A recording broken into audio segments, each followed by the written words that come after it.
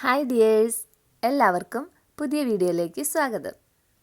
അപ്പോൾ പുതിയ വീഡിയോയിലേക്ക് മാത്രമല്ല, പുതിയ ഒരു വർഷത്തിലേക്കും കൂടി എല്ലാവരെയും സ്വാഗതം ചെയ്യാം കേട്ടോ. അപ്പോൾ എല്ലാവർക്കും ഹൃദ്യമായ പുതുവത്സരാശംസകൾ നേരുന്നു. അപ്പോൾ ഇന്ന് രാവിലെ മുതലുള്ള വിശേഷങ്ങളാണ്. ഇത് ഞായറാഴ്ച എടുത്തു വെച്ച വീഡിയോ ആട്ടോ. അപ്പോൾ ഇന്നാണ് ഞാനിതിപ്പോൾ അപ്ലോഡ് ചെയ്യണത്. അപ്പോൾ ബ്രേക്ക്ഫാസ്റ്റ് ഉണ്ടാക്കാനായിട്ട് ഞാൻ തലേ ദിവസം തന്നെ കുറച്ച് ഗ്രീൻ പീസ് വെള്ളത്തിലിട്ട് വെച്ചിട്ടുണ്ടായി. അപ്പോൾ അത് വേവിക്കാൻ വെച്ചിട്ടുണ്ട്. പിന്നെ ഇടിയപ്പാട്ടം ഉണ്ടാക്കണത്.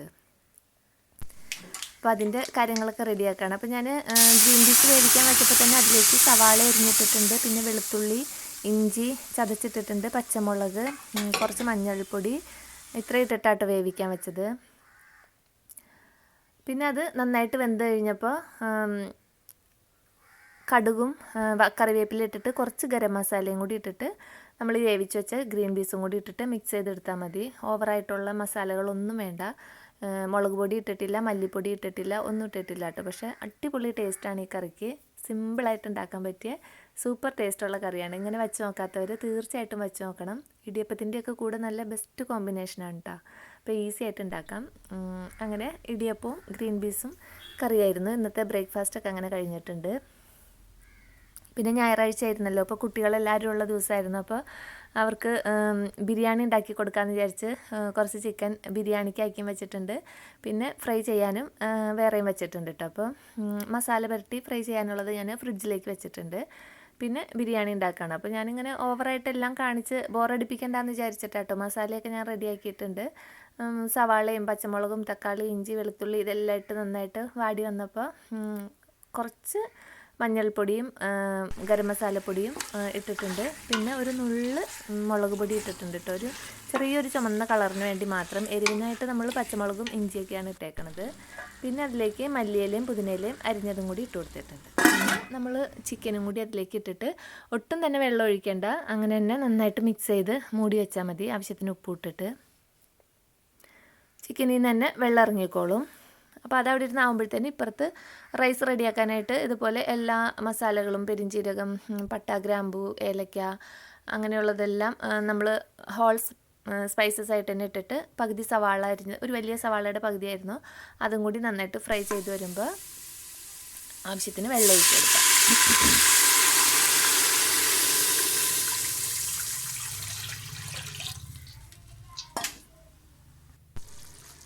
അപ്പോൾ ചിക്കനിൽ നിന്നൊക്കെ നന്നായിട്ട് ഇതേ വെള്ളം ഇറങ്ങി വന്നിട്ടുണ്ട്. ഇനി അതവിടെ മൂടി വെച്ചിട്ട് ഒരു 5 മിനിറ്റ് ആകുമ്പോഴത്തേനും അത് ഒരു 3/4 വേവ് കഴിഞ്ഞിട്ടുണ്ടാവും. ആ സമയത്ത് തീ ഓഫ് ചെയ്തിടാം. അപ്പോഴത്തേനും ഈ വെള്ളം തിളച്ച് വരട്ടെ. അപ്പോൾ അരി ഇട്ട് കൊടുക്കാം.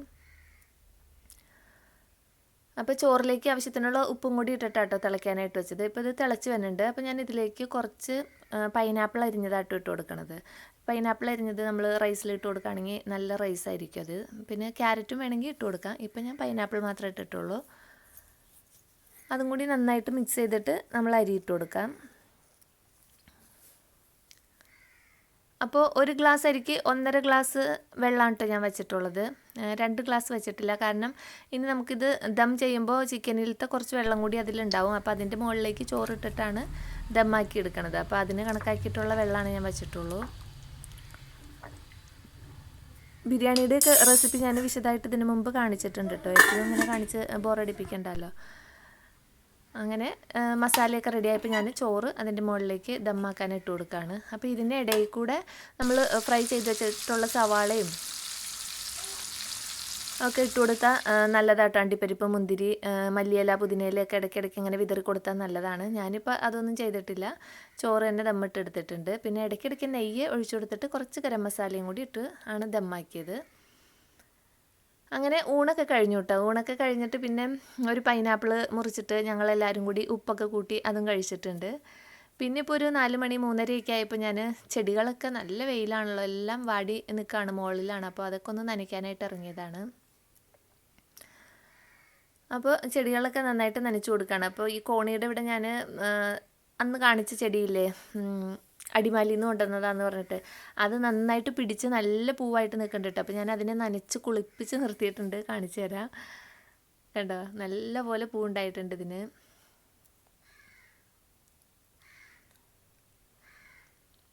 പിന്നെ ഇതിൻ്റെ തന്നെ റോസ് കളറും കൂടി ഉണ്ട് കേട്ടോ, ഒരു മജന്ത ടൈപ്പ് കളറും കൂടി ഉണ്ട്.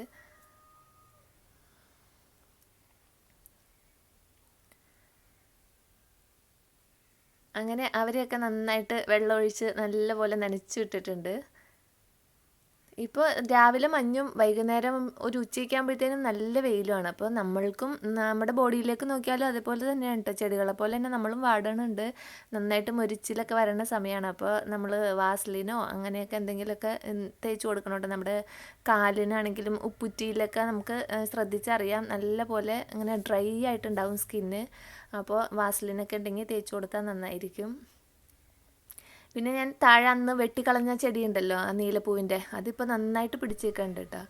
അപ്പോൾ എൻ്റെ ഇന്നത്തെ വിശേഷങ്ങൾ ഇതൊക്കെയാണ്. വീണ്ടും അടുത്ത